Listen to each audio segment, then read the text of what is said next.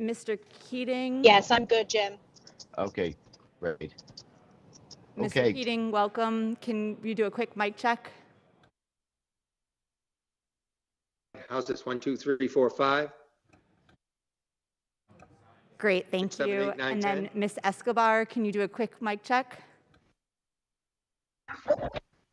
Yes, 1, 2, 3, 4, 5. Sounds great, thank you.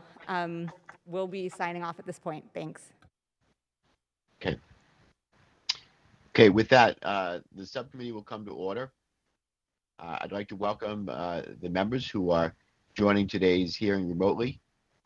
Members who are joining remotely must be visible on screen for the purposes of identity verification, establishing and maintaining a quorum, participating in the proceedings, and voting.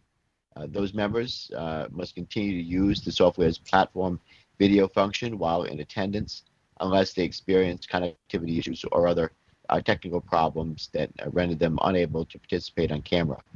If a member experiences technical difficulties, they should contact the committee staff for assistance. Video of members' participation will be broadcast in the room and via the television internet feeds. Members participating remotely must seek recognition verbally, and they are asked to mute their microphones when they are not speaking. Members who are participating remotely are reminded to keep the software platform's video function on the entire time they attend the proceedings. Members may leave and rejoin the proceeding. If members depart for a short while for reasons other than joining a different proceeding, they should leave the video function on. If members will be absent for a significant period or depart to join a different proceeding, they should exit the software platform entirely and then rejoin if they are able to return. Members may use the software platform's chat feature to communicate with staff regarding technical or logistical support issues only.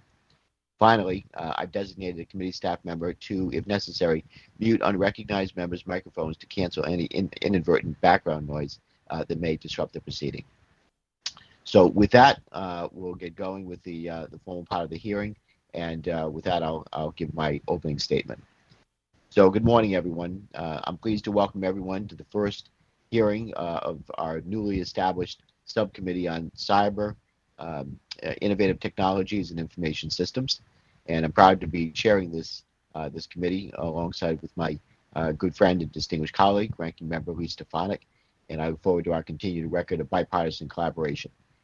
We welcome back our returning Intelligence and Emerging Threats and Capabilities Subcommittee members from the 116th Congress, Representative Rick Larson, Ro Khanna, Bill Keating, Andy Kim, Chrissy Houlihan, Jason Crow, and Alyssa Slotkin, and Representatives Mo Brooks and Mike Gallagher. And we welcome our new members, Representative Seth Moulton, Veronica Escobar, and Joe Borelli, and Representatives Matt Gaetz, Mike Johnson, Stephanie Bice, Scott Franklin, Blake Moore, and Pat Fallon. So welcome to everyone. It's going to be an exciting year and term, and I look forward to diving into some very important issues within the jurisdiction of the subcommittee. So as we enter the 117th Congress and a new administration, we are pleased to launch our oversight activities by welcoming our first witnesses to frame the Department of Defense's current innovation landscape and what the department should do to invest in, scale, and transition the innovation, science, and technology required to ensure the U.S. military's future edge. Today, we welcome in their personal capacity the Honorable Christine Fox, Dr. Victoria Coleman, and Mr. Claude Kitchen. I want to thank you all for joining us today in a time when our national defense planning has shifted focus to great competition. Addressing the challenge of rising science powers requires an ambitious strategy of national investment and aggressive development in science and technology. Funding for basic research, applied research, and advanced technology development in our universities, laboratories, small businesses, and the tech sector plants the seeds required for our next generation military engagements. Yet, even with bipartisan support for significant increases in investment in our national security innovation base, somehow the science and technology budget is almost always half the field the maturity of today. Well, while support in the field is absolutely essential, we are putting our next generation of soldiers at severe disadvantage when we fail to prepare for the battlefield of the future. If the U.S. is to remain a global leader in technology, we cannot simply rest on our laurels. We must actively execute a comprehensive S&T strategy to advance innovation. We must invest in STEM education, university research, and we must also actively endeavor to diversify our S&T workforce. Indeed, strong diversity of background and perspectives is vital for any organization that aims to foster novelty and innovation. So on that note, we must implement policies that promote a sound economic, political, and strategic environment on U.S. soil where global collaboration, discovery, and innovation all thrive. The open dialogue and debate resident in academia and the research community can be an anathema to the requirement for secrecy in the Department of Defense. But we must recognize and embrace how our free society provides the competitive advantage that lets us innovate faster than our great power competitors. So our free society establishes a dynamic innovations ecosystem, and federally funded open basic research focused on discovery has allowed American universities to develop an innovation base that has effectively functioned as a talent acquisition program for the U.S. economy. And that talent is required today more than ever, as much as ever to solve our most pressing national security challenges. Indeed, great power competition is also a race for talent, and we must do better. That is why last year, Ranking Member Stefanik and I introduced the National Security Innovation Pathway Act. The U.S. attracts many of the world's best minds to our universities and innovative companies, which develop their expertise. These talented people fortify our national security, protect our citizens, critical infrastructure and interests, and they improve our economy. Today, much of that talent leaves the U.S. Because there are a few pathways to remain. We must retain and leverage these scientists and technologists who boost the innovation that fuels our economic and defense competitive edge. So I would be remiss, of course, not to mention that our challenges over the horizon are rapidly changing. While the department has historically focused on producing new hardware, we know that biothreats and pandemics can cripple economies and dock carriers, and that the wars of the future will probably be fought via software platforms with the challenge of who can push better improvements and new capability the fastest. So the department, I believe, must pivot quickly to preparing us for this software-centric future, and to treating the acquisition of the Joint Strike Fighter, just by way of example, and the sixth generation fighters, not as hardware platforms, but as flying computers wrapped in an airplane. So the department leaders must drag data and software from back office responsibilities and afterthoughts onto the department's center stage. So they must enable the innovators and change agents across the enterprise, change the way the enterprise, the department buys and delivers software, and attract the necessary scientific and technical talent to get us there. We will not maintain our technological edge if we refuse to empower the department to take risks, push scientific boundaries, challenge the red tape, attract a talented technical workforce, and protect its innovators. We must empower those who lean forward on innovation wherever they are, and to enable the technological leaps that will ensure our warfighters never enter a fair fight. So with that, I look forward to this discussion, And I'll now turn to Ranking Member Stefanik for her remarks. Thank you, Chairman Landrigan. I appreciate you holding this important hearing today, and thank you to each of our witnesses for being here.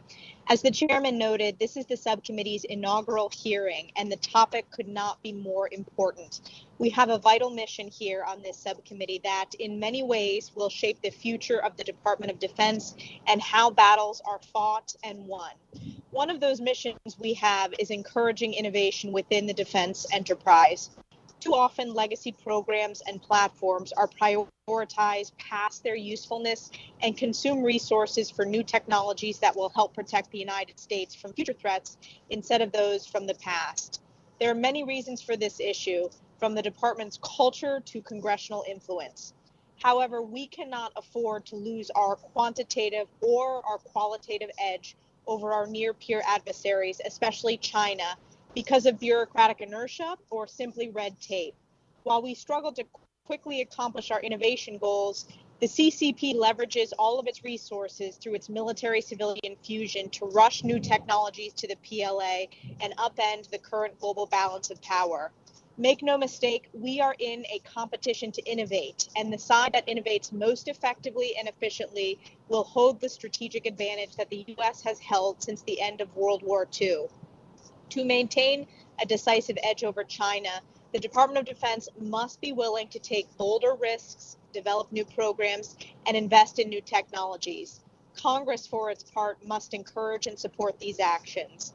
Thus far, Congress has given the department some authorities to enable the acquisition of new technologies, yet we often hear from innovators about the, quote, valley of death. Taking an idea from a prototype to contract with the department often takes years, and many small companies and innovators are unable to navigate and survive this process. The department's short-term decision-making impacts the long-term outlook for new technologies, but it doesn't need to be that way. We need to find ways to cultivate new ideas that don't fit neatly into strict programmatic timelines. Innovation also requires a talented workforce, and we should focus on growing innovators within the department. With all the exciting work going on, from AI to bioengineering, the department should be able to recruit personnel to work on transformational projects. Hubs like DARPA, the JAKE, and SoftWorks offer talented people the opportunity to use their technical skills to solve the problems of the present and the problems of the future. We need to ensure the private sector is not the only driver of innovation. One issue that we keep running into is that commercially developed technologies become available to us in the U.S. and our private sectors at the same time. So we cannot maintain our edge if we are using the same products concurrently. One of the key questions I hope we touch on today, and we should continue to try to answer, is how do we make the environment for transformational technologies and innovations more efficient and sustainable? I look forward to hearing from our witnesses today, and thank you again, Mr. Chairman. I yield back. Very good. Thank you, Ranking Member Stefanik, for your remarks. We'll now turn to the witnesses, then move into the question and answer session. Let me introduce each of the witnesses, reading their bios, and then we'll go to our witnesses for their statements. First, the Honorable Christine Fox. Ms. Fox was the acting Deputy Secretary of Defense from 2013 to 2014, and until Deputy Secretary Hicks was confirmed this month. She was the highest ranking woman ever to work in the Pentagon. She also served as the Director of Cost Assessment and Program Evaluation in the Office of the Secretary of Defense, and was the President of the Center for Naval Analysis. She is currently the Assistant Director for Policy and Analysis at the Johns Hopkins University Applied Physics Laboratory, university-affiliated research center that has supported Department of Defense research for over 75 years. Welcome, Ms. Fox. Dr. Victoria Coleman. Dr. Coleman was recently the Director of the Defense Advanced Research Projects Agency and a member of the Defense Science Board. She is a Senior Policy Advisor on Microelectronics Technology at the Center for Information Technology Research in the interest of society at the University of California, Berkeley. She was previously the CEO of Atlas AI and the CTO of the Wikimedia Foundation. Welcome, Dr. Coleman. And finally, Mr. Khan Kitchen. Mr. Kitchen is a resident fellow at the American Enterprise Institute, where he focuses on the intersection of national security, defense technologies, and innovation. He was previously the director of the Heritage Foundation Center for Technology Policy, and while working as a Senate staffer, he helped create the Cyberspace Solarium Commission, which I had the pleasure of serving as a commissioner. So thank you for that, Khan, and welcome to you as well. So again, I want to thank all of our witnesses for being willing to appear today. Looking forward to your testimony. And with that, let me turn now to the Honorable Christine Fox for 5 minutes for your remarks. Thank you so much, Chairman Langevin, Representative Stefanik, Ranking Member Stefanik, and distinguished members of this committee. Thank you for the opportunity to speak with you today in my personal capacity about innovation opportunities and a vision for the S&T enterprise. During my tenure in DoD and through my current position at the Johns Hopkins Applied Physics Lab, I have had the pleasure of working closely with scientists and engineers who are innovating with new technologies. It is clear to me that incorporating innovation into DoD programs is more important than ever. In my view, the principal challenge DoD faces is not a lack of innovation. Thanks to investments that must be sustained, new technologies are plentiful. A sampling of APL's government-sponsored work includes brain-computer interface, biotechnology-based sensors, first dogfight between an AI-driven combat aircraft and a human pilot, and much, much more. Then there is commercially developed technology. Recently, we have seen a greater engagement by DoD with commercial developers. So innovation abounds today. In fact, my colleagues call it a technology explosion. The tougher task is how to adopt all this new innovation more rapidly into DoD programs. In my view, the principal challenge to adoption is less about supply and more about priorities. Some argue that DoD must shed much of the existing military force structure to leap ahead. While some divestiture of outdated systems would be desirable, the reality is that there is a near insatiable demand for ready U.S. forces to defend vital American interests. We will need manned ships, tactical aircraft, ground units, and more for the foreseeable future, all of which require considerable resources for training, equipping, and sustainment. We should not underestimate the enormity of this task. Yet, the technology explosion is here, and even if the US may find it hard to adopt new capabilities, our potential adversaries are not standing still. So this brings us back to the question of not whether to move forward, but how to do it. To make progress, despite intense demands and limited resources, requires a clear vision for what a future force should look like and a path to get there. Developing this vision of the future force will define the priorities for new technology adoption and reveal the capability gaps that should drive S&T investment. My colleagues and I call this process here to there. When it comes to future military forces, visions about abound inside and outside the Pentagon. Many current visions fall into what I would call the near here. Concepts of operations such as distributed warfare that are designed to maximize the utility of the existing force structure while incorporating new technologies. These shifts are significant and needed, but they don't take full advantage of new and envisioned technologies. They don't get us to there. The more futuristic visions suggest changes like replacing entire categories of military platforms with massive swarms of expendable robots. These kinds of visions are exciting and potentially transformational. Too often, however, they are not grounded in operational realities. Take expendable robots or drones, for example. Time and again, I find myself coming back to questions like, how do the drones get to the fight, say from a warehouse in California to the Western Pacific? What are they supposed to do when they get there? Drop ordnance? Or will they provide intelligence and communications links? And in that case, what does, in fact, project combat power? Are these drones really disposable? For the advanced missions, you would need a highly capable, even exquisite platform, one that is likely quite costly. And how will the drones be controlled? Or will they operate autonomously? These questions raise a host of other practical and ethical considerations. The point here is not to drop a wet blanket on drones or any other transformative technology. These kinds of questions can be answered, and in many cases, answers are in the works. The point is to ask them. It is imperative then for the S&T community to marry up more closely with operational forces. Innovation that is not grounded in operational realities will not ultimately make a difference.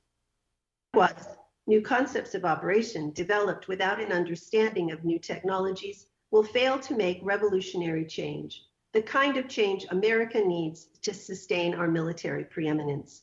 We need to evolve our military force more rapidly and purposefully than we do today. Innovation is not the limiting factor, only our vision and wisdom in determining where and how to use it.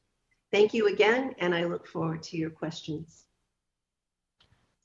Thank you, Secretary Fox, and appreciate you being here again, your testimony. I now recognize Dr. Coleman for 5 minutes. Thank you. Can you hear me? Yes, we can hear you. Wonderful. Chairman Landry, members, distinguished members of the Committee on Cyber, Innovative Technologies and Information Systems, it is truly an honor to testify before you as well as networking. Throughout the Cold War and the turn of the 21st century, the U.S. military enjoys significant technological advantage. However, this advantage has been steadily eroding. America's adversaries have made asymmetric strides in building their own technological advantage. This is not a result of reduced U.S. investment in national security S&T. It is a result of the technology investments outside the defense sector, surpassing those within it.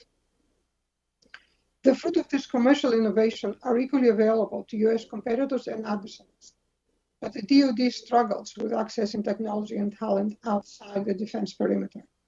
Coupled with inefficiencies in the U.S. defense technology pipeline and China's aggressive national strategy of military-civil fusion, the technology advantage of the U.S. military is being stressed to breaking point. Private sector companies like Intel, Microsoft, IBM used to dominate the ecosystem from which the DoD now draws many core technologies essential to its mission. But in the past 20 years or so, consumer technology has emerged as the driving force. The technology landscape today is defined by companies that bring technology to consumers: a phone maker, a retailer, an advertising company, and a company that keeps your personal address book. Commercial and consumer markets matter for securing the technology advantage of our military because they drive technology evolution. And our peer competitor, China, also happens to be the world's single biggest consumer market. China's military-civil fusion is overseen personally by President Xi Jinping and aims to enable the PRC to develop the most technologically advanced military in the world by eliminating the barriers between China's civilian, research, and commercial sectors and its military and defense industrial sectors. In contrast, the United States struggles to bridge the gap between commercial innovation and military technology needs in key areas such as semiconductors, 5G, AI, and aerospace technology. We must break down the barriers between the U.S. defense industrial base and the commercial sector. In the world of technology, speed matters. The only way to get ahead and stay ahead is to be faster than our competitors. As our predecessors envisioned force multiplication as the key strategy for defeating the Soviet threat in Europe in the aftermath of the Second World War, we should aspire to time compression as our key strategy. To achieve time compression, our platforms matter. We need to evolve our platforms from the monoliths they are today to agile mosaic systems so that we're able to rapidly swap out components and always have the latest innovations deployed in our platforms. How can we get there? It has been said that bits eat the atoms. It's all about the software. If we start thinking of the F-35 as an information appliance versus an airplane, the whole way we approach designing, building, and maintaining it changes. A lot has been said about supply chains. Innovation can create new businesses here at home to reshore critical industries such as microelectronics. Scalable domestic manufacturing reduces our dependency on potentially adversarial supply chains. It creates good jobs here at home and maintains vital know-how in the United States that is essential for innovation. To sustain a technology advantage, we must act to rebuild our industrial commons. Everything starts with people. We need to grow the DoD STEM workforce by expanding programs such as the Smart Scholarship Program. We also need to increase the diversity of the STEM workforce by broadening the recruitment pool in terms of expertise, background, and location. And we need to create a diverse and inclusive environment where everyone is welcome and everyone can succeed. We need to make innovation matter. Innovation in transition is also critical, but often overlooked. DARPA's Embedded Entrepreneur Initiative and National Security Seed Fund are great examples of what can be accomplished within existing authorities. Finally, we need to broaden our reach into the non-traditional innovation community by establishing a national security open innovation framework. Thank you. Thank you, Dr. Coleman. Mr. Kitchen, you are now recognized for 5 minutes.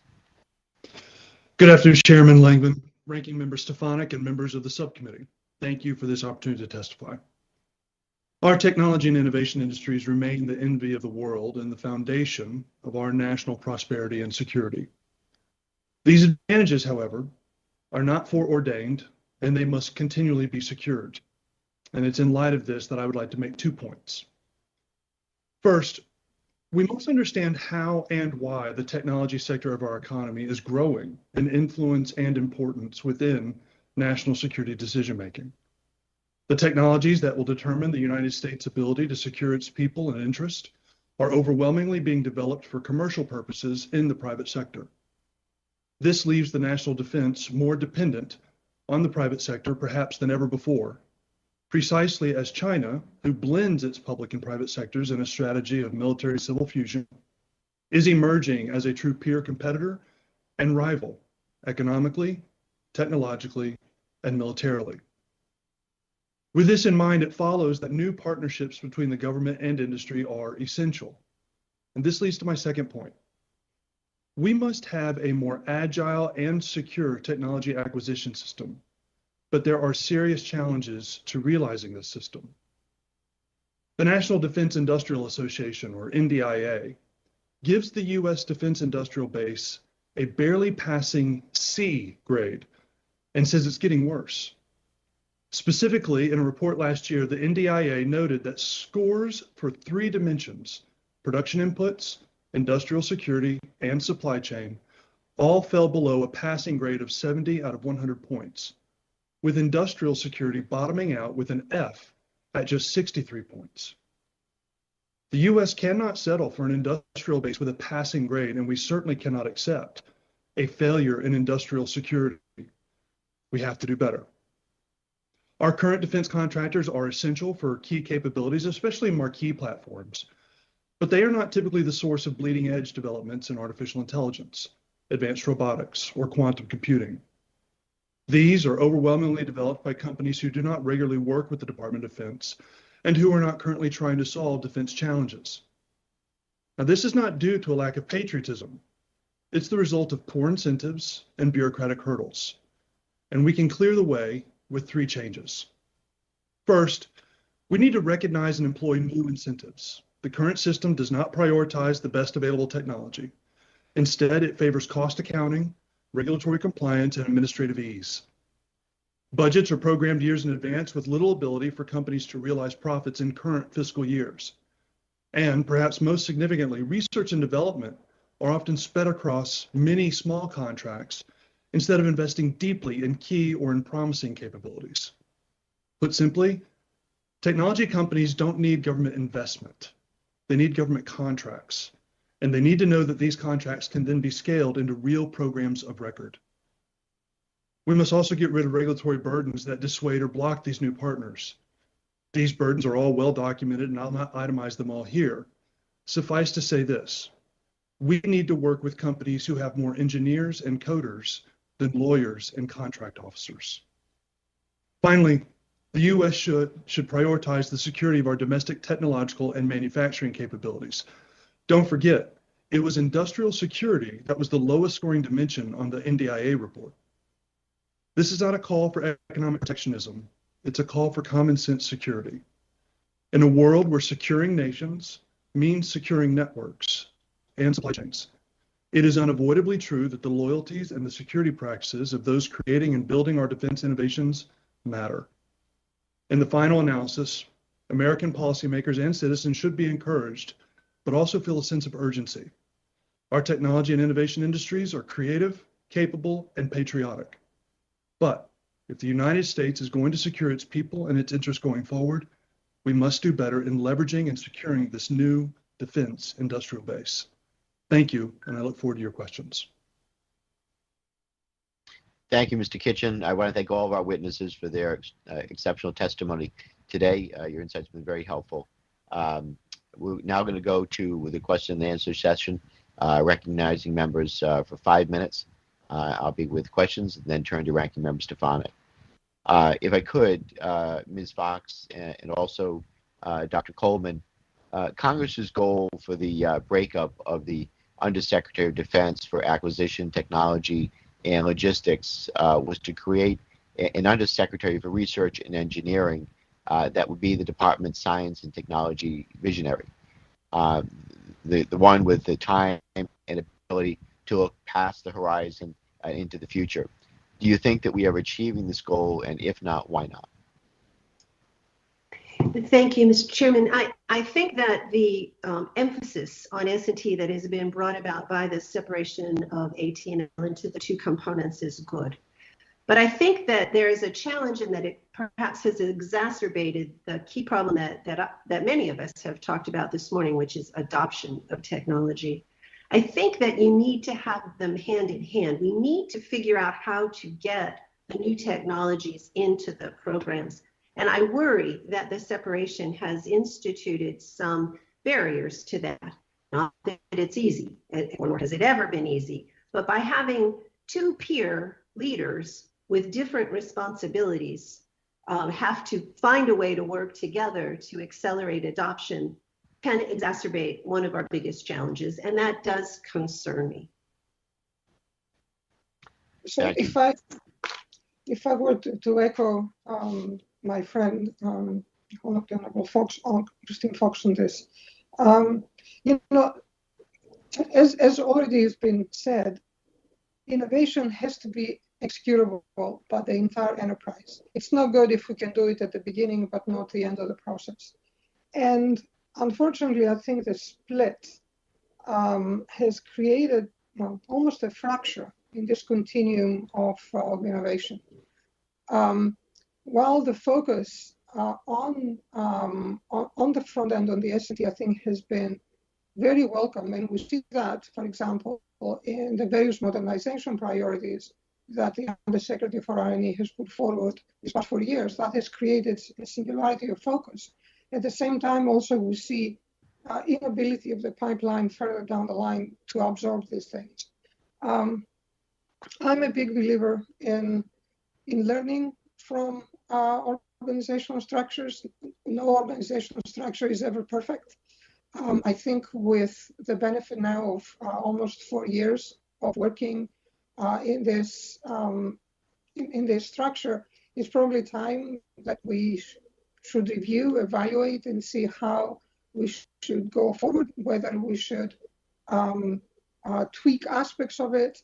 I would say that one thing that resonates with me is that acquisition of large programs seems to be a fundamentally different exercise than creating technology, than figuring out the policy framework with which that technology can be deployed and explored, and transitioning that technology to the warfighter.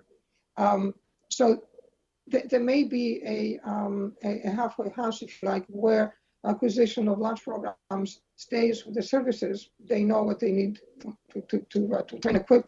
They should be able to buy those things. And perhaps the other two aspects, the policy aspects as well as innovation aspects, come together. And just one quick example, software. We all know that software needs to be developed in agile ways. But it's not good if we develop it in sprints, but we buy it in decades. it's clear that the two pieces need to come together and fit much better than they do already. Thank you. Yeah, if I could expand on that, Dr. Coleman, as you mentioned in your testimony, it's all about the software. Department's 11 modernization priorities, 5 are software-defined technologies, while the others will require complementary software platforms to maximize their potential. Both the Defense Science Board and the Defense Innovation Board put out major reports in recent years about the need to change the way the department buys software. So if you could expand upon this, how must the department adapt to support the acquisition of world-class software platforms and tools to better leverage capability for the warfighter and affordability for the taxpayer? Thank you. This is a topic near and dear to my heart, as you can imagine.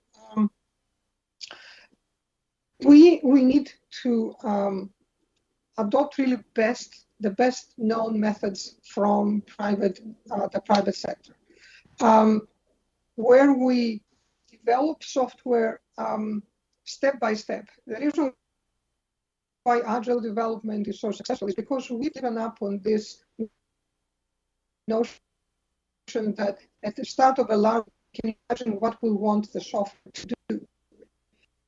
Instead, we do it step by step. Then we do that, we discover if we have the wrong path and we change. How do we do it? Well, we do it through this new discipline that is emerged called product management. Everybody comes together every 2 weeks, every month, and everybody looks at what we've done and they decide, is this still the right thing? Should we be adding something, removing something? It's all a team exercise. And if you do that, you bring the acquisition executives in the same place as those people who are responsible for developing the software. So they're making every decision together, step by step. And I just want to, to emphasize that when we look at modern ways of developing software, we can't bring just one part of that into the department's practices. For example, we all understand agility is important, and as you pointed out, both the Defense Innovation Board and the Defense Science Board pointed this out. We have wonderful examples like Kessel Run. What we don't have today, however, is this concept of product management in the department. When I look at our innovation pipeline, which is the component in the Department of Defense that plays the role of product management? That doesn't exist today. And I think we need to adopt these practices, but we need to bring in the whole picture, not just parts of it, because that cannot work as well. Very helpful insights, and I'm going to want to flesh that idea out more and how we bring that into the practice within the Pentagon and we institutionalize it. So thank you, Dr. Coleman. With that, I now turn to Ranking Member Stefanik for her questions. Thank you, Chairman Please, your Landry. Thank you. Can you hear me, Jim? Mr. Kitchen, in your written testimony, you mentioned multiple times that the private sector's ability to help the Defense Department is hampered by the need to spend resources on contract specialists and lawyers instead of engineers. Can you give me policy recommendations about how we can improve this outdated and onerous acquisition process that, of course, disproportionately benefits larger technologies and is more difficult for the smaller, sometimes more innovative companies? Yes, ma'am. Thank you for the question. I think my top line answer is it's less about authorities than it once was, and now it's about changing the culture of those in the acquisition system, which is understandably set. A couple of very practical things just to be responsive to your question.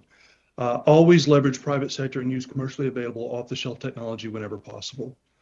Leverage non-traditional acquisition authorities such as the Small Business Innovation Research Program. Compete new systems frequently and fairly, and then ensure that winners receive meaningful contracts with clear timelines and dollar amounts.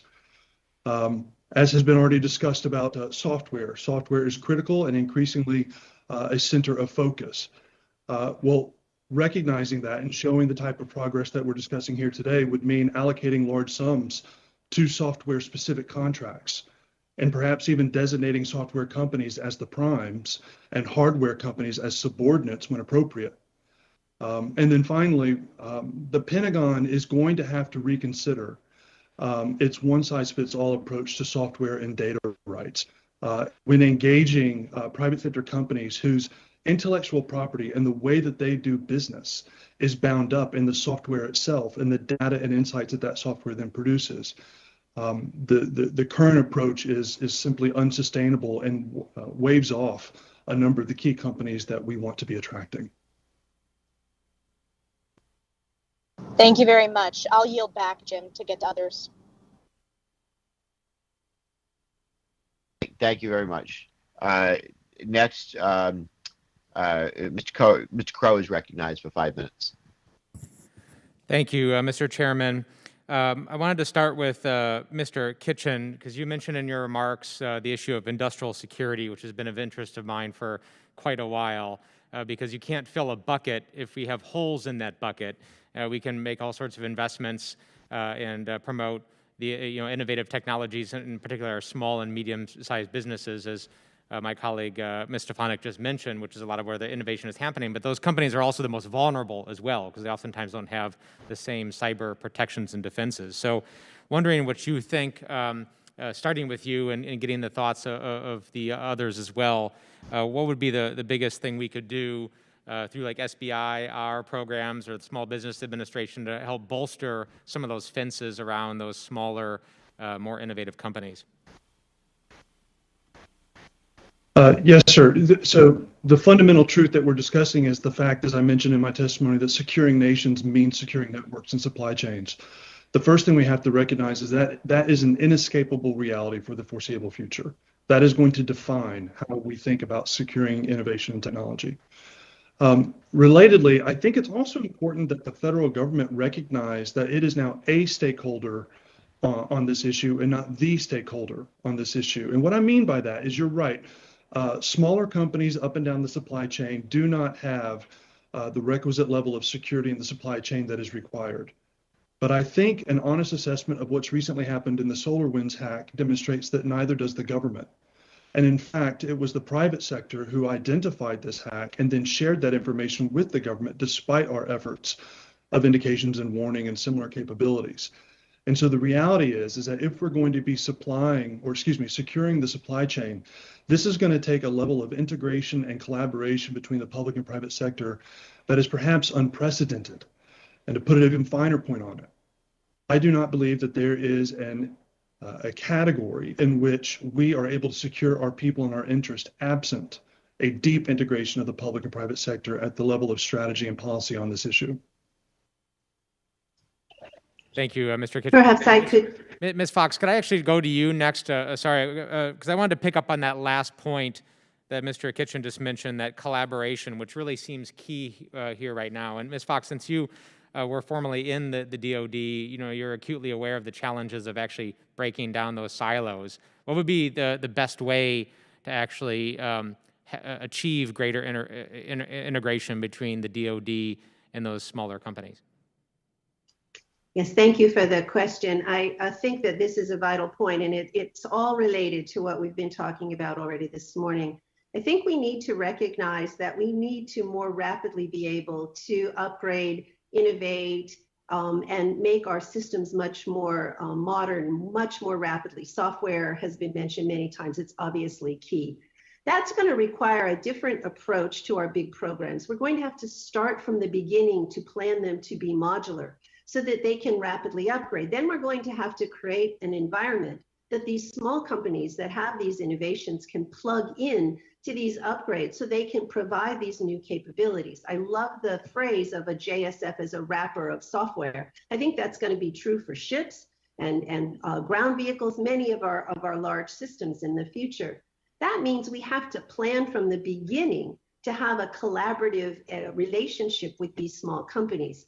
And back to security, there is nothing more important than giving them a mechanism to plug in securely to defense, innovation, and acquisition, which means establishing some kind of a secure cloud architecture that they can plug into so that they don't have to try to lift that cost on their own. If we put it all on them, we'll never get them into the plan, into the program. And we need to find a way to do that. And that's going to take clever new designs, more owning of the system baseline, the program baselines by the Department of Defense, which means more expertise in both how to design and oversee the development of a program, but also more expertise in innovation and new technology.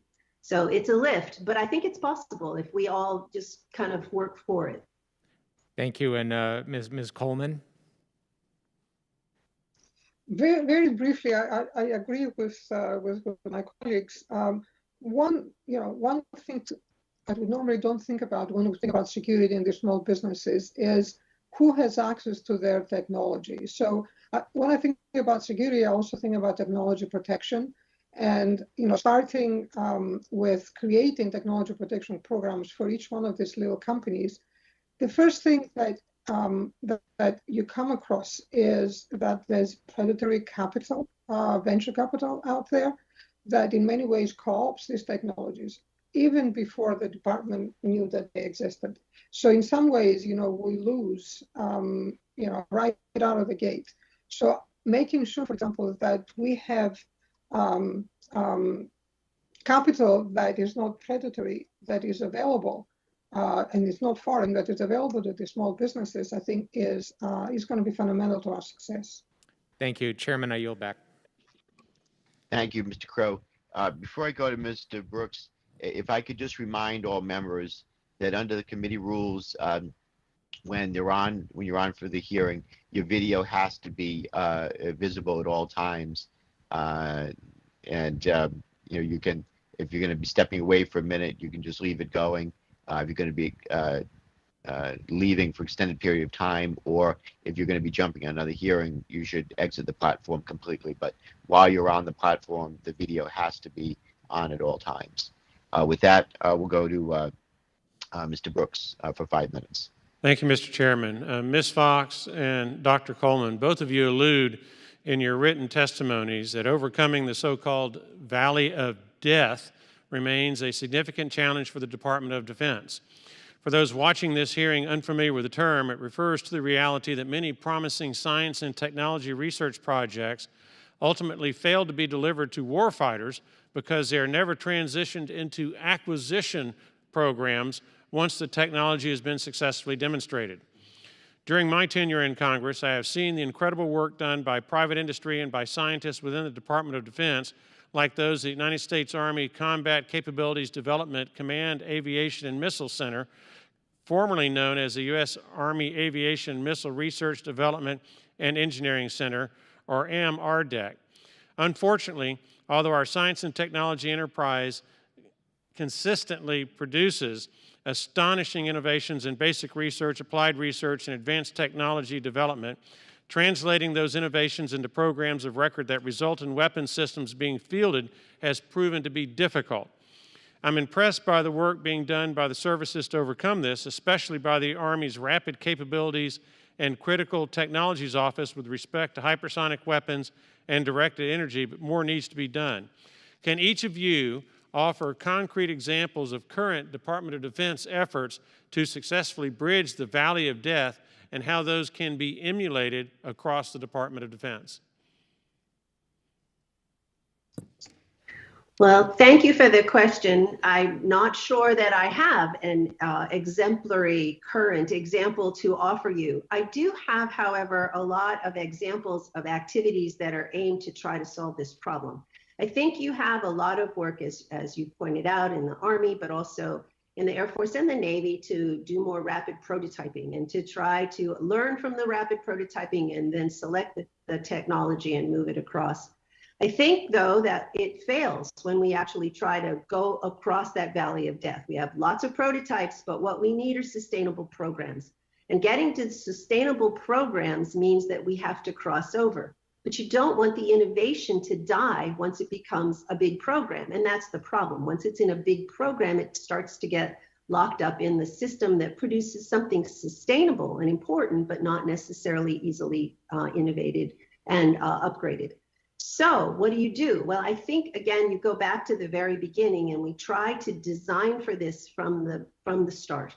By working with small businesses, but also, again, as I said in my testimony, with the operating forces to understand exactly where we're trying to go, what we need, and design these programs from the very beginning to be modular by nature and to allow the new capabilities to come in and be rapidly upgraded so that they are innovative from the start.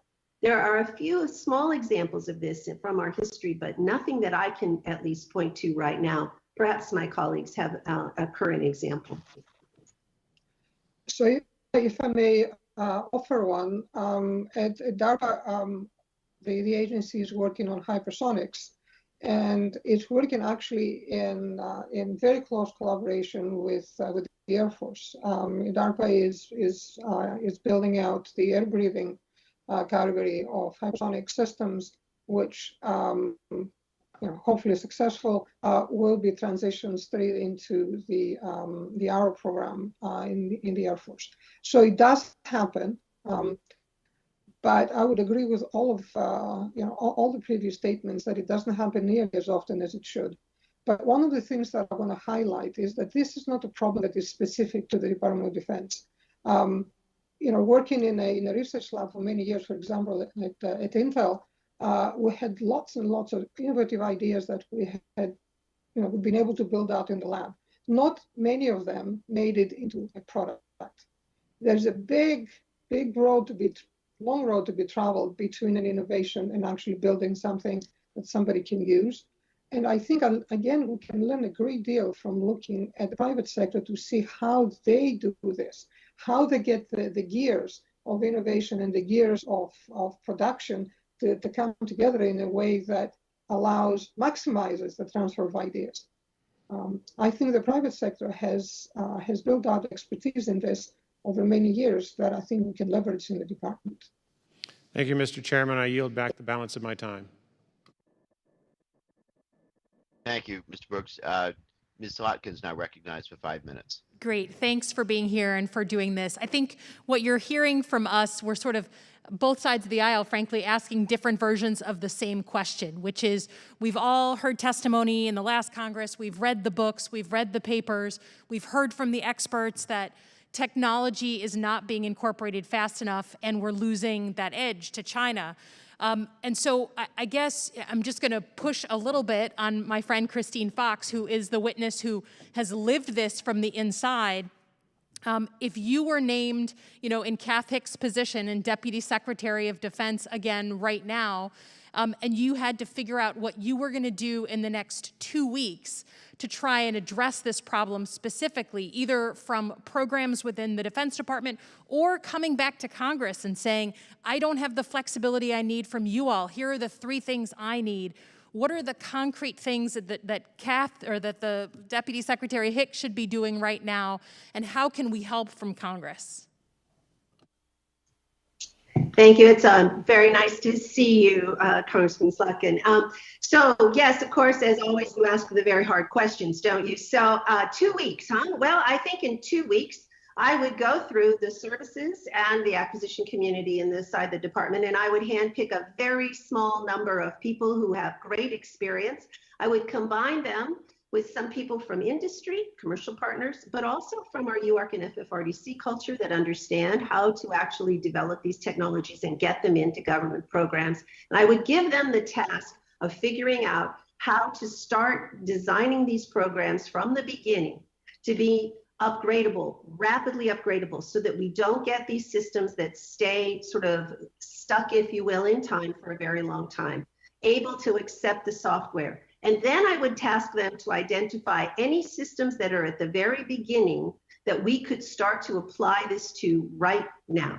And then I would start to work with Congress to understand if there are any new legislative capabilities that we would need to implement those plans. I'm not sure there are. There is actually a fair amount of flexibility now. It's a question of figuring out how to put this together with this forward-looking vision from the very beginning. hopefully that would give you a 2-week start. That's helpful. Thank you.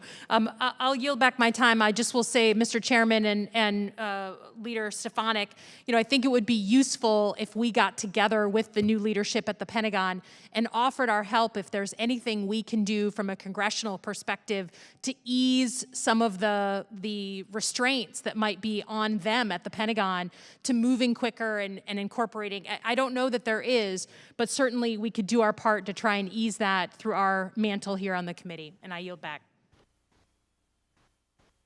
Yep, a great suggestion. We want to make sure that they know that we have our support and that we're ready to support those kind of changes. So with that, Mr. Gallagher is recognized now for 5 minutes.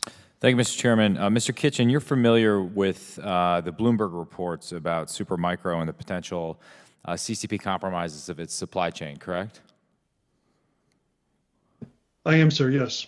I know that elements of those reports are somewhat controversial. So how, in your opinion, should we on this committee view them? Or put differently, it seems to me that these reports are a big warning sign, a giant sort of neon flashing sign that hardware manufactured in China, even under the auspices of an American company, could be subject to compromise. Do you agree with that assessment?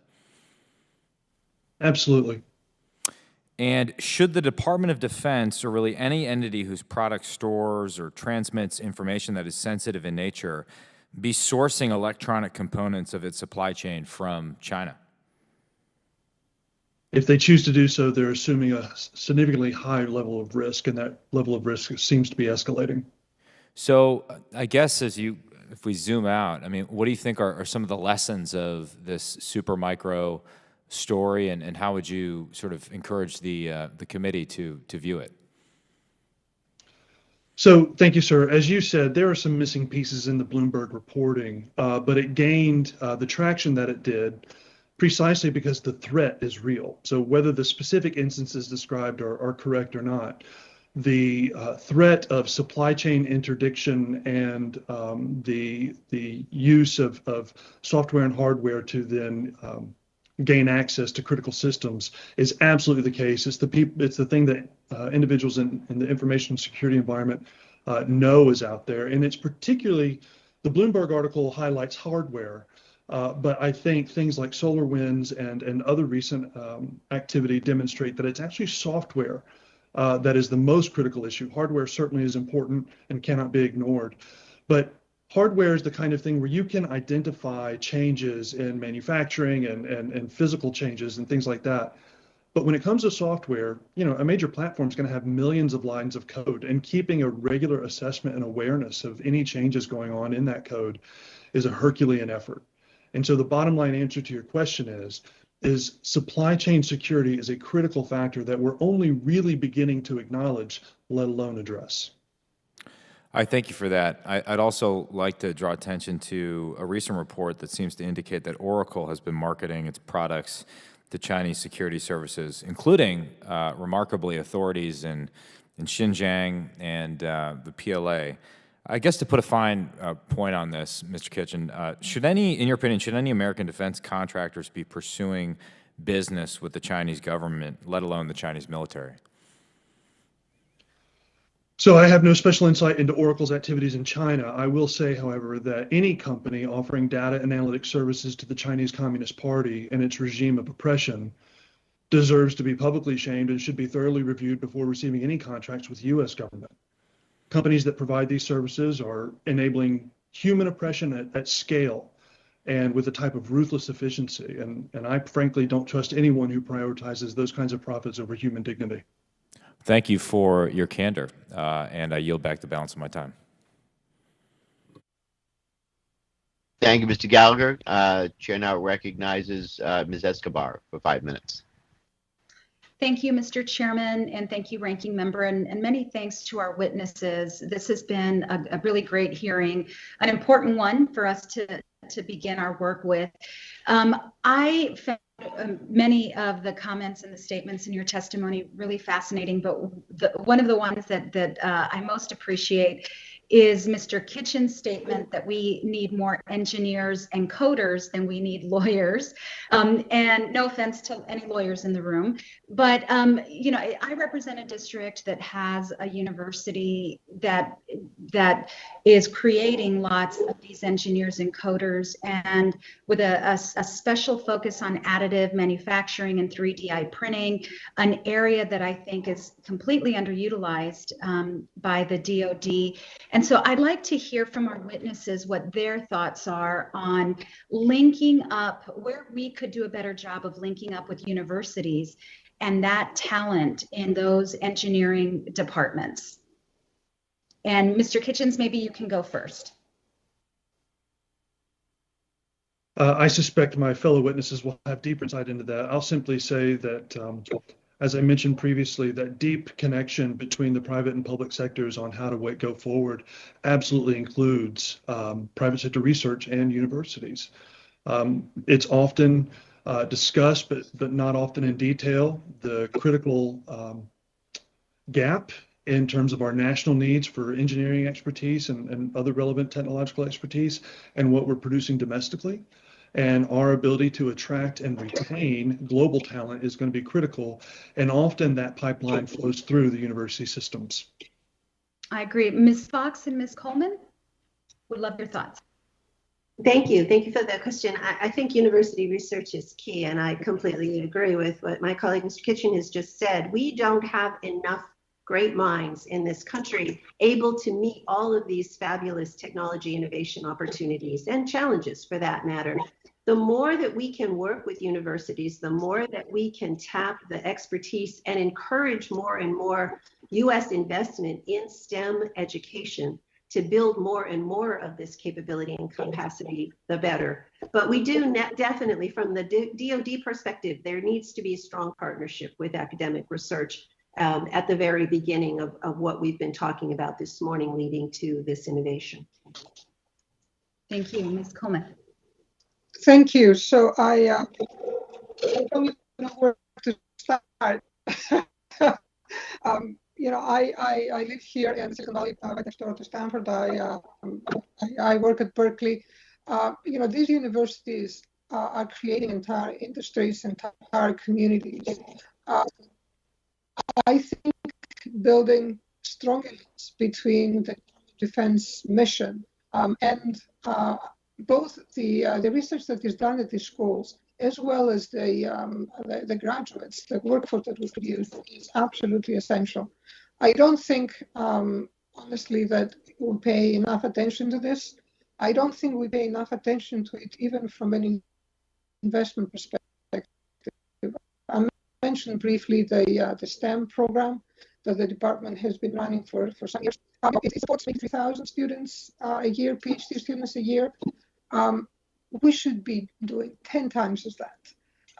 You only have to look at the backgrounds and countries that students come to our shores in these high-tech domains to see that others are making much greater investments in supporting the growth of a domestic workforce that is STEM savvy and can help us not only build new technology, but also transition them.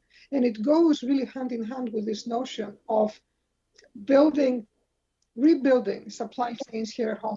What will it take one day for us to be able to make an iPhone here in the United States? Lots of things need to take place, including, for example, 3D manufacturing, additive manufacturing technologies. Where is that going to come from? It is going to come from the labs in our universities. The other thing, of course, we need to be careful about is that there is a valley of death. This was mentioned today already. So as we support our universities to create innovation, we also need to support them to scale that innovation, to show that it can succeed, to give them the tools to enable the transit of that innovation from the lab to production, to programs of record. It doesn't happen if we don't plan for it, if we don't resource it, if we don't work on it. Thank you. Thank you so much. I couldn't agree more. Hope this committee changes that. Mr. Chairman, I yield back. Thank you, Ms. Escobar. Jen, I recognize Mr. Gates for 5 minutes.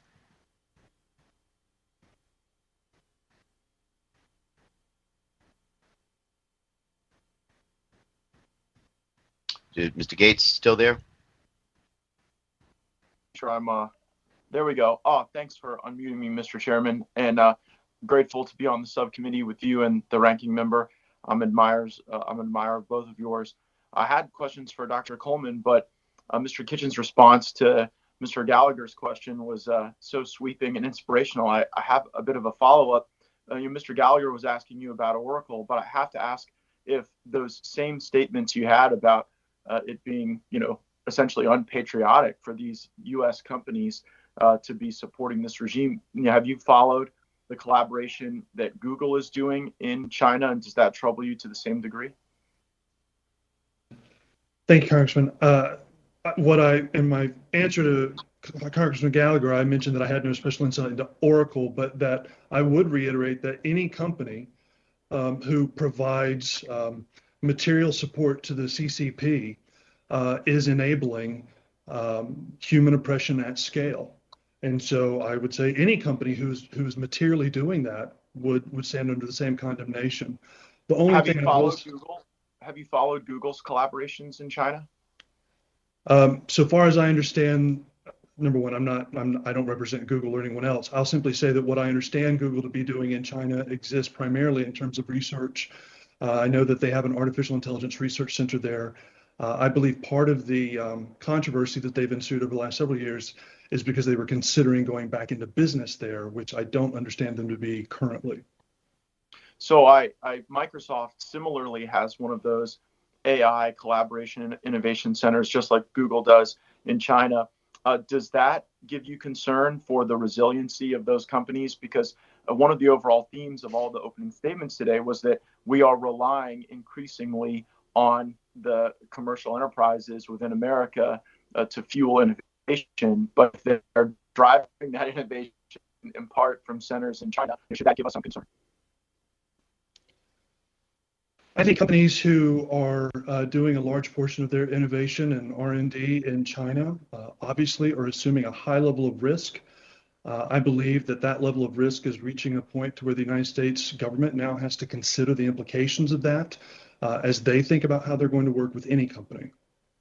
Yeah, no, I appreciate that, and I know Mr. Gallagher and many others, Mr. Banks, on the committee who see China for the threat they are will likely take that testimony to heart.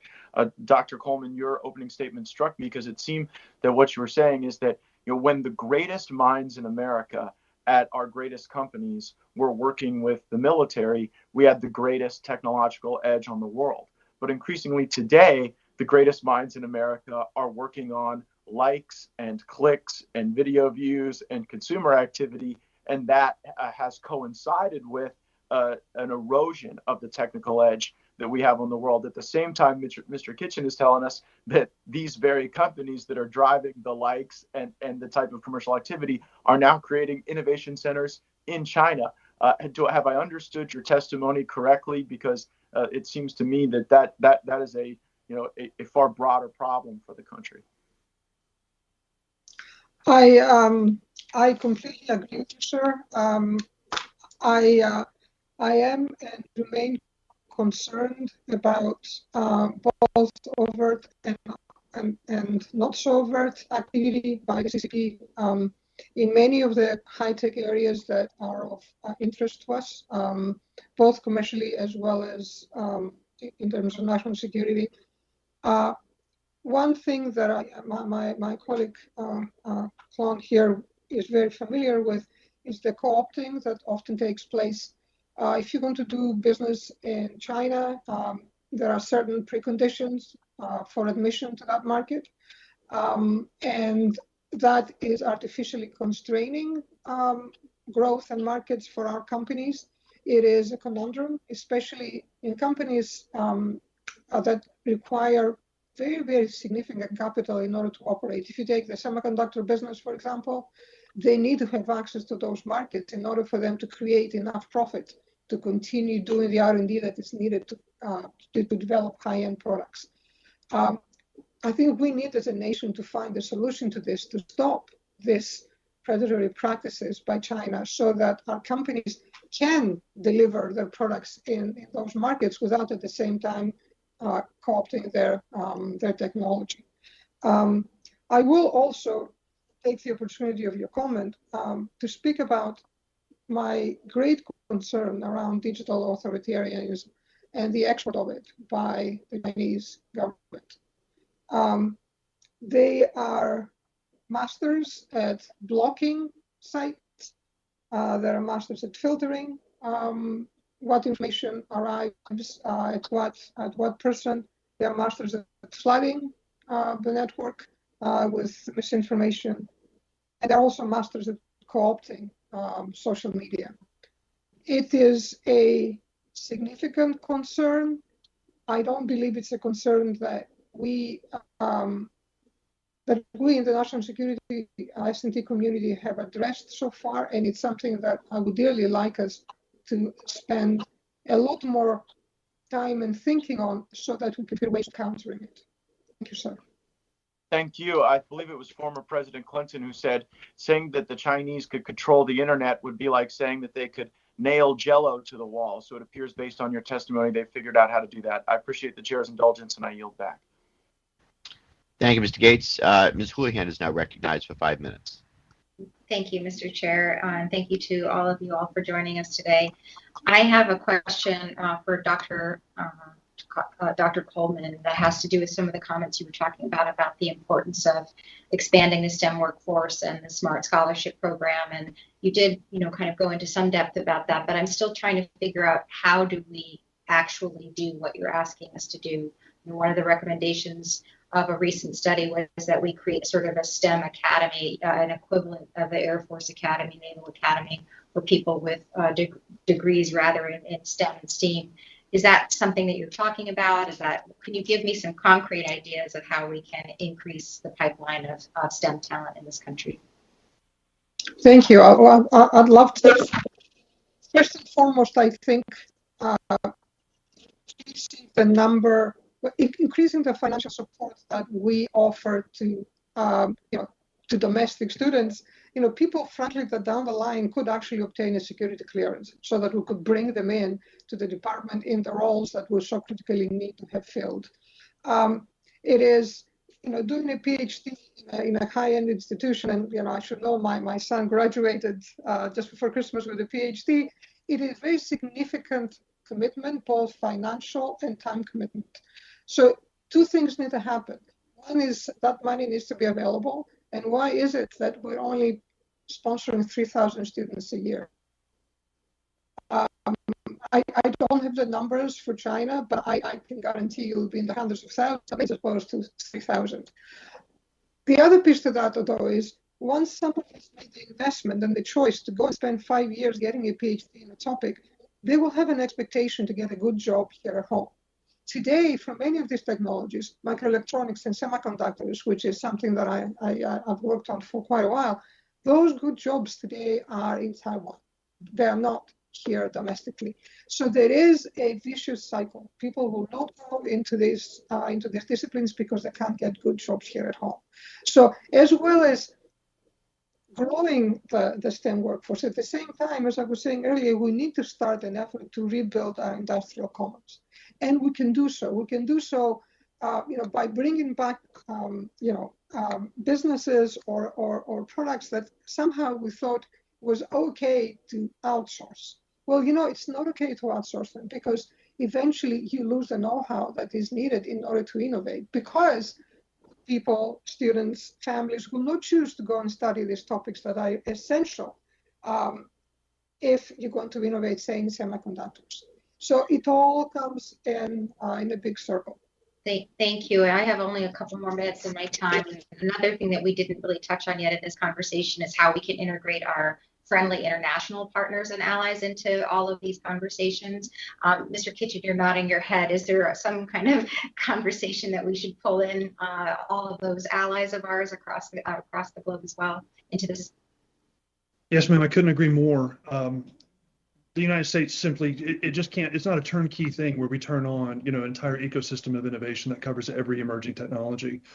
And more to the point, even if we did, we need our partners and allies to be able to come alongside us concurrently for their own security. We have international agreements and partnerships like NATO. The 5G conversation illustrated this very clearly.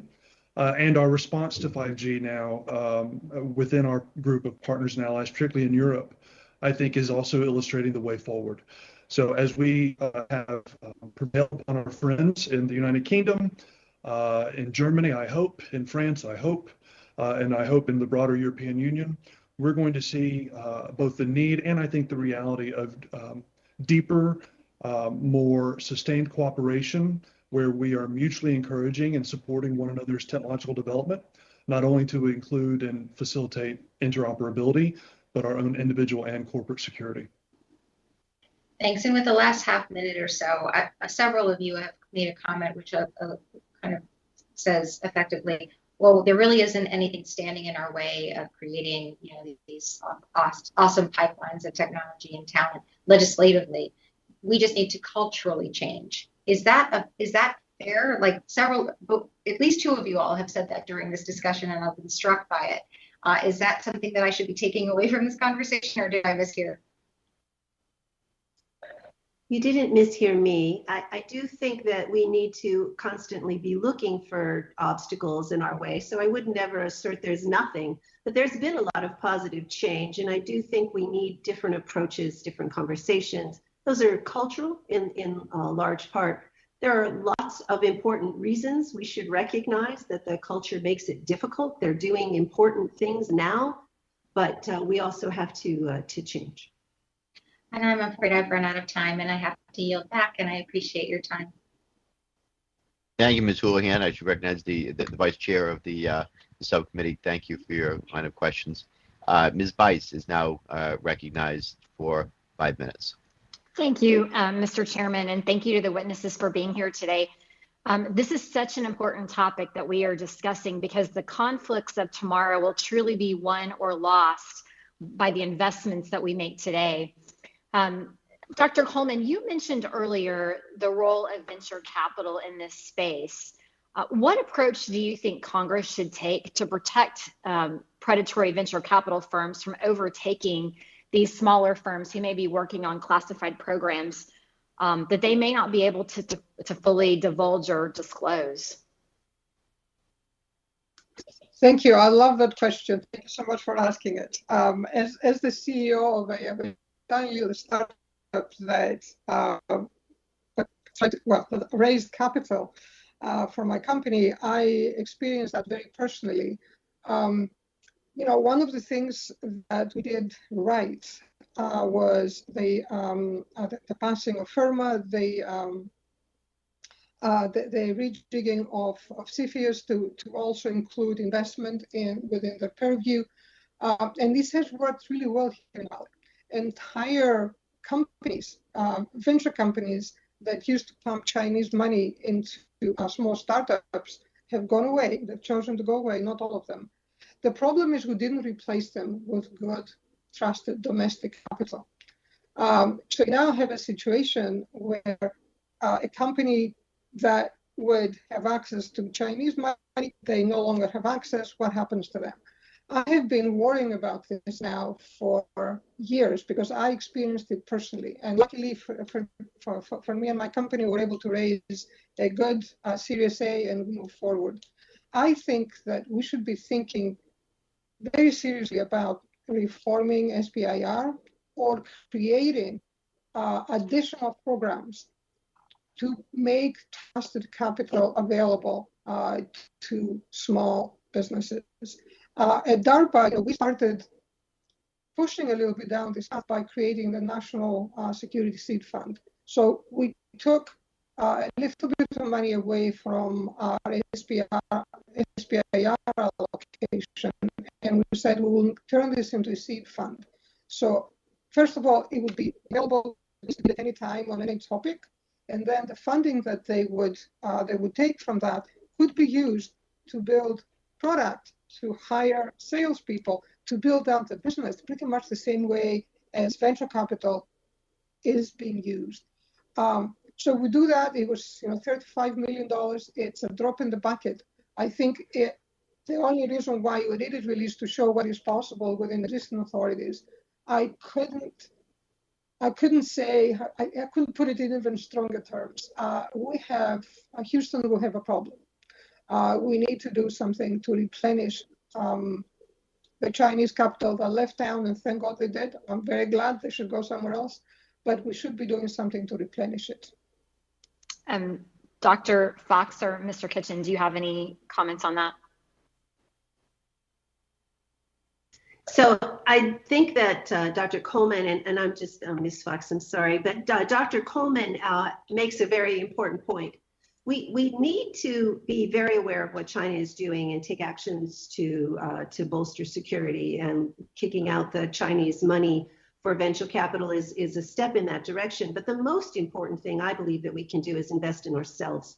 And we need to really look hard at where those investments are needed. And I think those investments are needed in things we've talked about today: STEM education, and in investing in our small businesses and in our own innovative culture, and frankly, in our government innovation and our government funded work. If we invest in ourselves, I truly believe that we can make a lot of progress here. And we've kind of gotten out of the habit of looking at that. Well, Ms. Fox, thank you for that comment, because that leads me into the second question, which is really about the education piece of this. I'm concerned that we aren't doing enough focus on an emphasis on STEM programs for young people in the country. I actually met with the Dean of Engineering at one of the colleges in my state, Oklahoma State University, and was shocked to find out that a very small fraction of students that are graduating from some of the largest high schools right around Tinker Air Force Base were actually entering STEM programs after high school. What do you think we should be doing, either through Congress, or what should the DoD be doing to sort of foster those relationships and make sure that kids are exposed to STEM and that they're looking at STEM certifications or degrees that will help us down the road? Sort of to Dr. Coleman's comment earlier, we don't have enough of those folks. We need to foster it at an earlier age. How do we do that?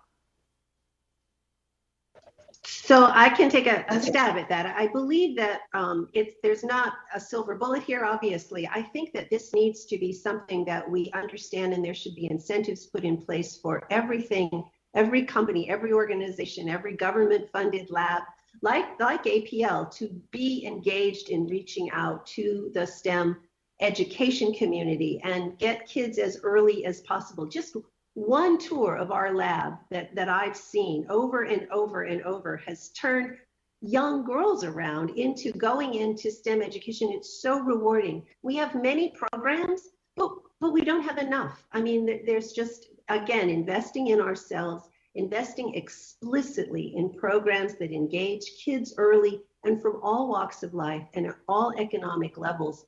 We really can't afford to leave a great mind behind. This is a race, and we've all been talking about the importance of it. We've got to tap our talent. Well, my time has expired. I want to thank you for the questioning, and I will add that I am the mother of a daughter who's in an engineering program in college. So I agree with what you're saying there. So thank you. I yield back, Mr. Chairman. Thank you, Ms. Bice. Mr. Morelli is now recognized for 5 minutes. Thank you, Mr. Chairman. This is a really critically important subject, so I appreciate you very much starting our efforts focused on it. And I want to thank the witnesses. This has been a fascinating conversation. I'll admit most of my work on innovation policy was at the state level, involved commercial innovation. For instance, the Valley of Death that we talk about in that space is really a company, usually a small company, perhaps not capitalized, that has innovations, but can't get to the marketplace fast enough and get to a revenue positive position. So learning about it from a national security perspective in this context is new to me. I was very interested in the comments about STEM education, something I worked on, as well as workforce and supply chain disruptions. One of the other things I worked on the state level is orphan technologies, where innovators would be working on advances, but because it wasn't central to their mission, they would often put things to the side. And we did some interesting work in New York trying to take those innovations and use them in places, perhaps with other companies, that could make a connection. I don't know whether that's something that's done in this space.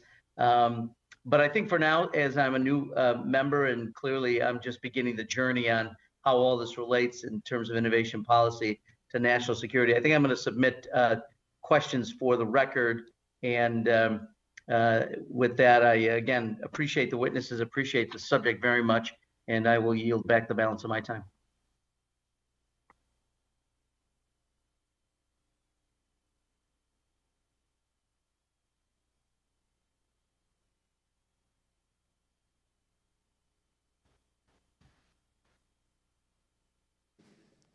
What's that?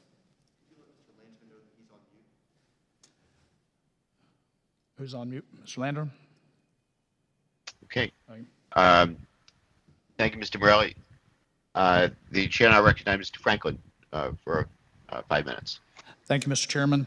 And our panelists today, I really appreciate your time on this very, very important topic. We spent a lot of our time today talking about the acquisition process and the need for change there.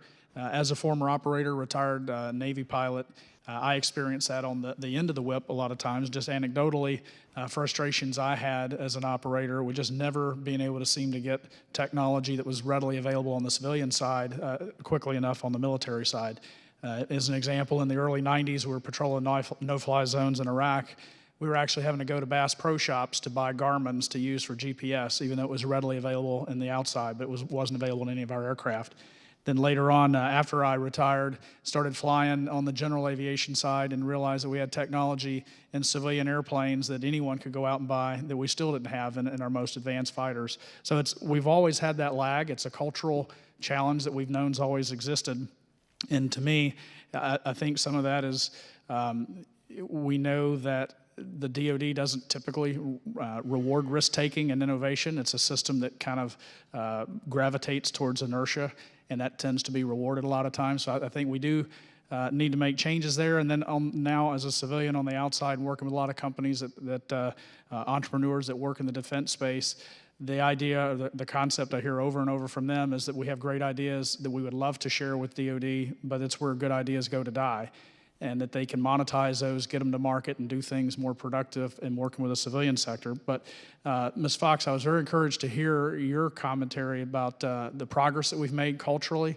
Actually, for you and for the others, I would love to hear what we can do to continue to foster within DoD the type of mindset that we're going to need to bring these technologies to market faster. Yes, thank you, sir, for the question.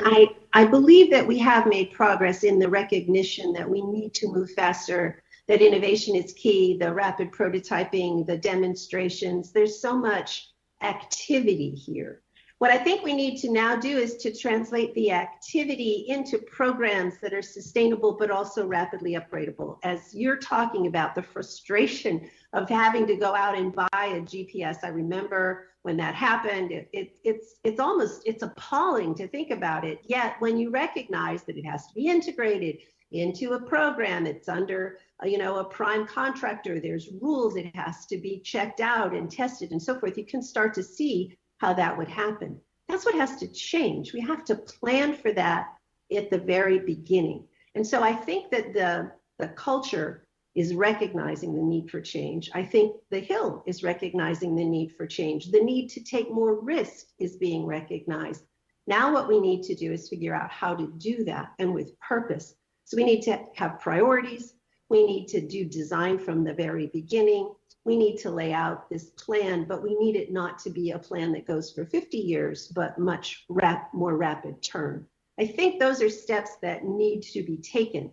I think there's awareness they need to be taken. It's hard. I mean, let's not underestimate. This is hard stuff to change, but we do need to keep pushing on everyone to make those changes, as this hearing is doing today. Well, it does seem that the Special Operations Forces have been able to do a better job over time of getting things that they need, whether it's off-the-shelf technology and out into the field more quickly. We've made some special dispensations for them to do that. Are there areas that we can extend that across other parts of the Department of Defense? There are other aspects of DoD that are looking at the special ops, as I understand it. The cyber area is one that's obviously considering these kinds of rapid acquisition authorities. But we ought to keep in mind that the special ops community leverages the acquisitions of the services, and then they upgrade from there. We can certainly learn lessons from the special ops experience into how they've been able to do that and what they look for in the platforms that are being procured by the services that lend themselves to that kind of rapid upgrade capability.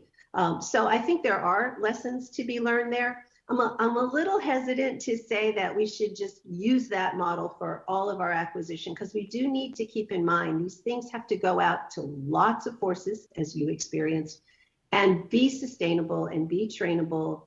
And so it's a big lift. Again, I don't think we should understate the value of the acquisition system that has produced some of the absolutely, I think, unquestionably finest warfighting equipment ever. We just need it to move more expeditiously with some changes to the model. Great, thank you. Mr. Chairman, I yield back. Okay. Thank you very much, Mr. Franklin.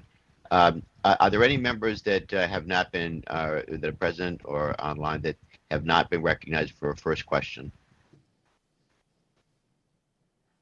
Okay, hearing none, we're going to go to a second round of questions. And Dr. Coleman, if I could start with you, with your experience in Silicon Valley, where many companies struggle with diversity and inclusion, aspects that are vital to producing novelty and innovation.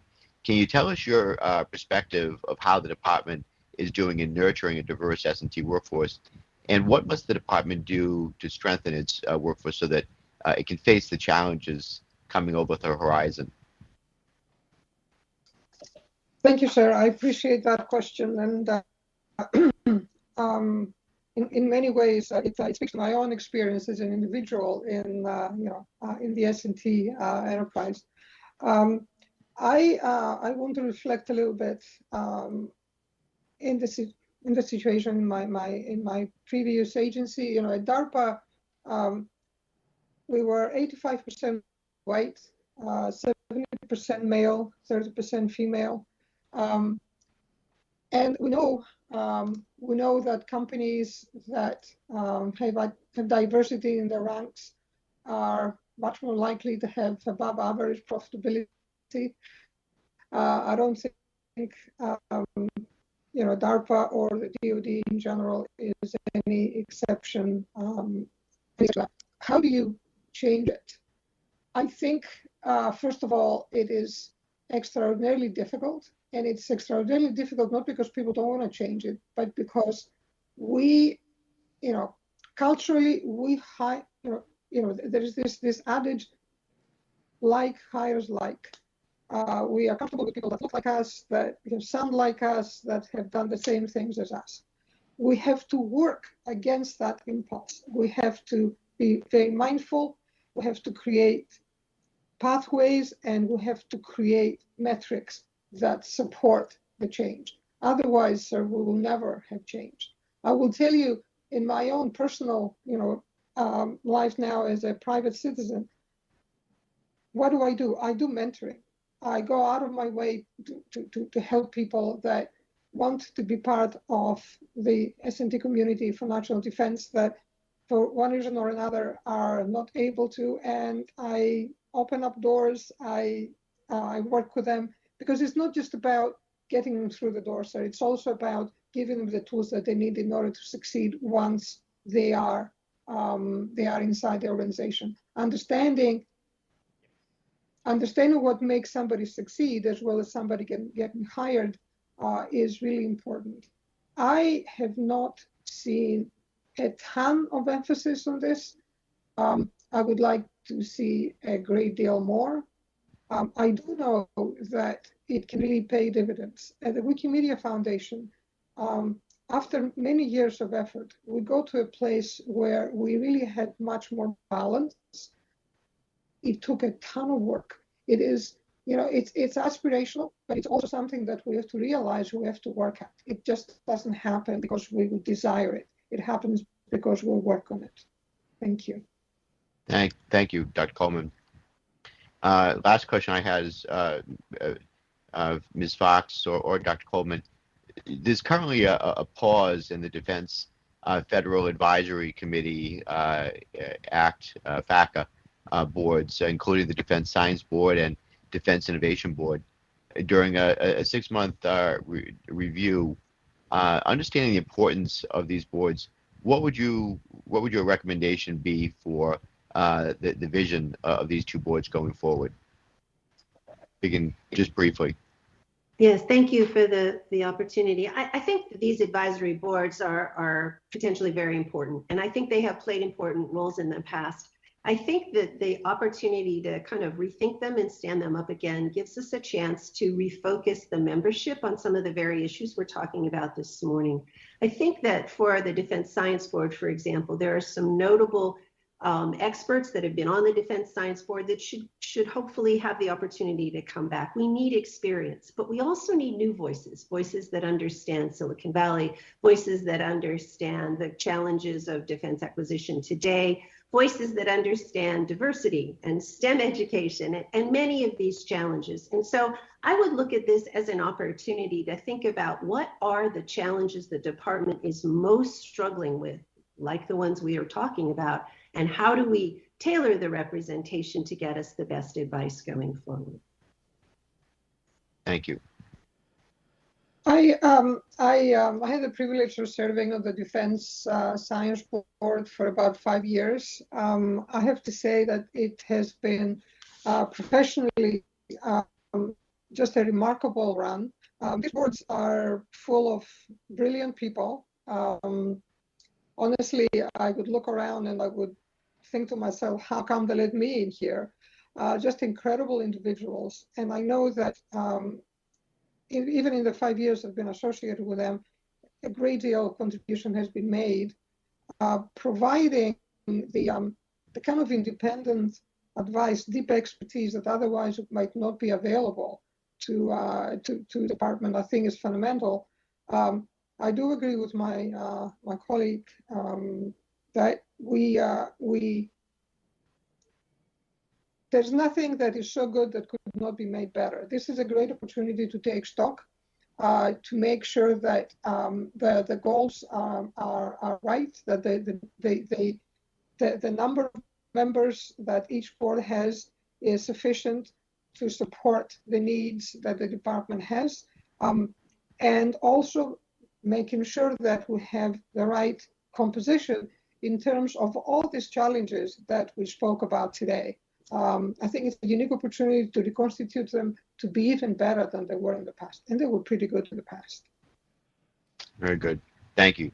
I'm going to now, I understand that the ranking member did not have any other further questions, so in that case, I'll go to Ms. Bice for 5 minutes. Thank you, Mr. Chairman. Dr. Coleman, you mentioned earlier that China works with the commercial sector to advance their initiatives.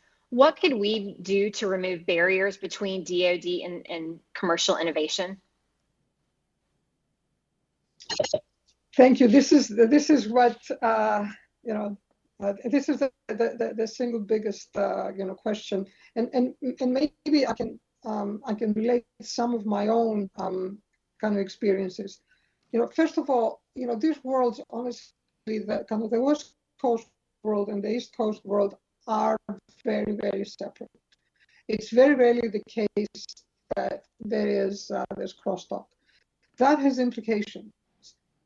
If in order to be effective in the national security enterprise, for example, requires a security clearance, there are many people here in the West Coast community that would not qualify, or they would not care to qualify. So that's one piece. The other piece is, what forums do we share? How do we speak each other in such a way that we can leverage the best from each side? I served on the Defense Science Board for 5 years. I had this little company I was trying to get funded. I did not know where I could go to ask for support for this company in the DoD. If I didn't know that, what chance does the average CEO, startup founder from Stanford or Berkeley have? Where is the door? Where is the entrance that people can come and knock and say, I have this incredible idea that I think could change a number of things in the DoD enterprise? I was, one of the initiatives that I started at DARPA was to create, first of all, a base here in the Bay Area where DARPA PMs could come and do their work, which would be great because then they could form the relationships with the local universities, with the local entrepreneurship community, and then things flow. But also, honestly, creating a visible door.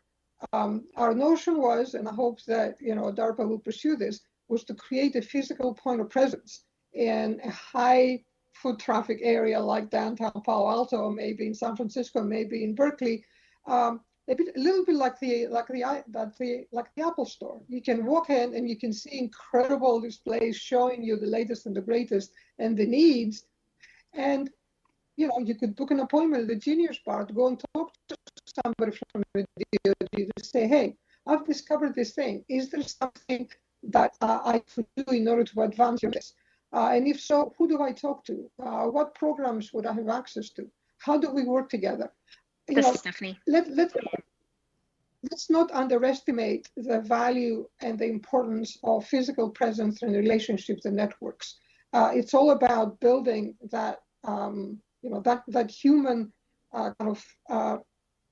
network that would allow us to flow innovation and people from one side to the other. Thank you for that. Mr. Chairman, I'll yield back. Thank you, Ms. Bice. And next is, I understand that Mr. Khanna is there and has not yet asked a question, so I'm going to yield to Mr. Khanna.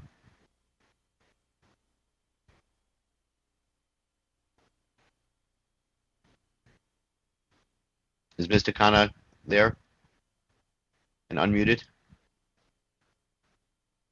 Okay, if not, then we will go to Mr. Morelli for 5 minutes.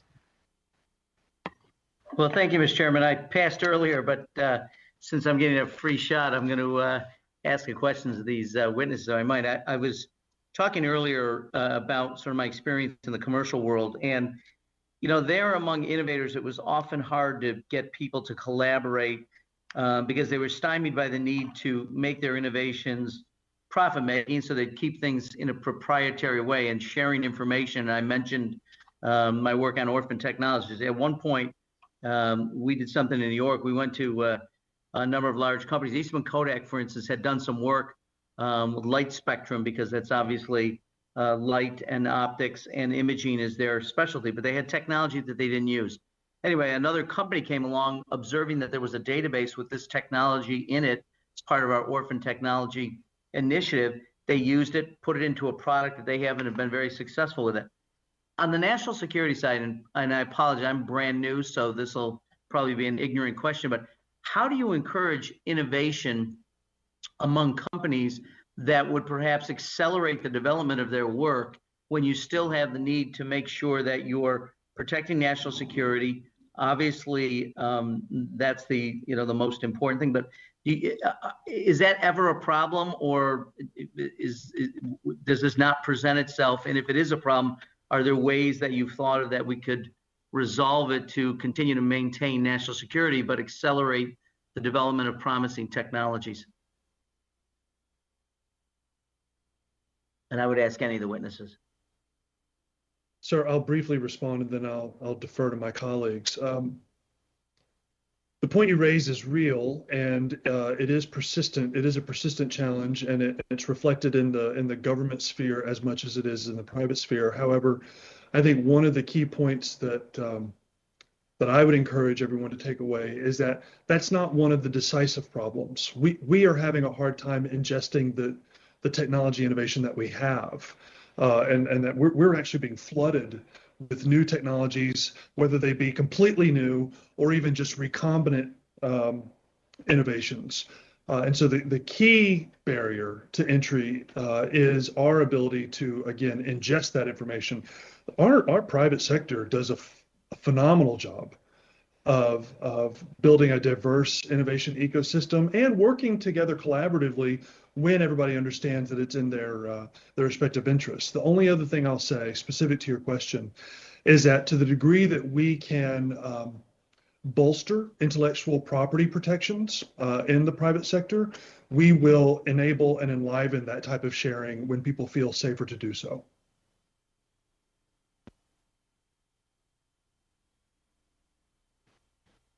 So if I could just follow up.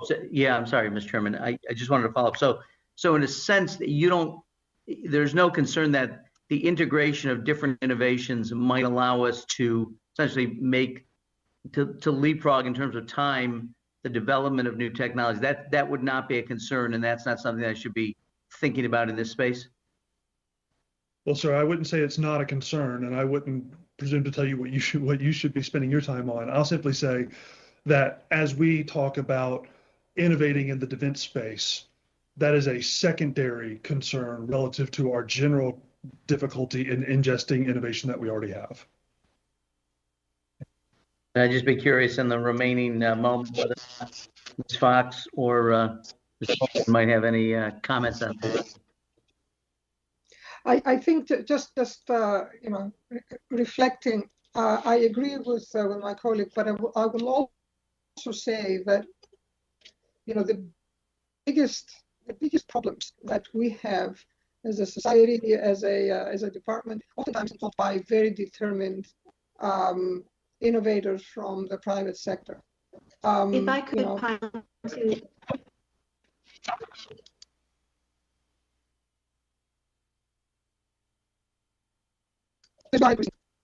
No, I think she froze. Yeah. I was just going to bring up the example of Steve Jobs. He changed the world. You will take no for an answer. So I think if you see orphan technologies, what I would say is encourage people to find new ways of using them, licensing. If it don't make sense within the portfolio of one company, maybe it's another company that can make use of them. There are many ways that we can take things, dust them off the shelf, and put them to good use. And I would highly encourage that. Christine, you're back. Yeah, Ms. Fox, you froze up, so we didn't hear what you had to say. Did you want to add to the discussion? I suspect she's frozen again. Chair. Yeah, go ahead. Ms. Fox? No, I think we're having technical difficulties there. Very good. Thank you, Mr. Chairman. I yield back. Okay, thank you all very much. Before we close out the hearing, are there any other members that didn't get a chance to ask the question? Okay. Very good. Well, with that, I just want to thank our witnesses, Ms. Fox, Dr. Coleman, and Mr. Kitchen. Thank you for what you had to say today. Very helpful insights. I'm sorry, can you hear me? Oh, go ahead, Ms. Fox. Did you want to try again?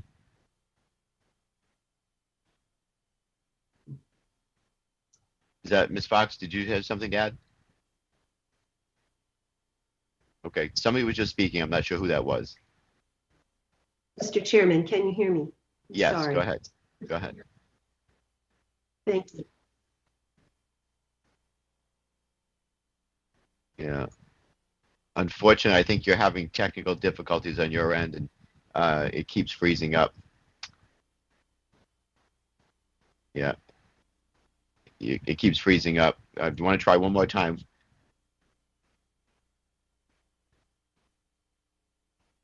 Ms. Fox, if you want to try, you seem to be on now, but you need to unmute.